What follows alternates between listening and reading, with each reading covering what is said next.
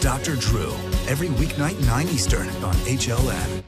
Now, another story. I'm sad to report that cyberbullying is again in the national spotlight as a verdict is reached in the trial of Rutgers University student accused of spying on and intimidating his homosexual roommate, 18-year-old Tyler Clementi. Take a look at this tape.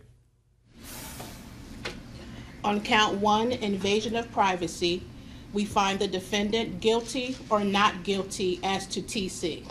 Guilty.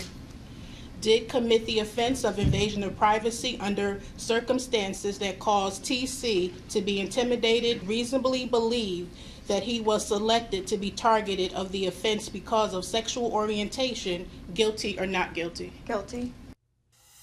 That defendant who you're looking at there, Duran Ravi, was found guilty on the major counts and faces a maximum 10-year prison sentence. Now, this is a very complicated story.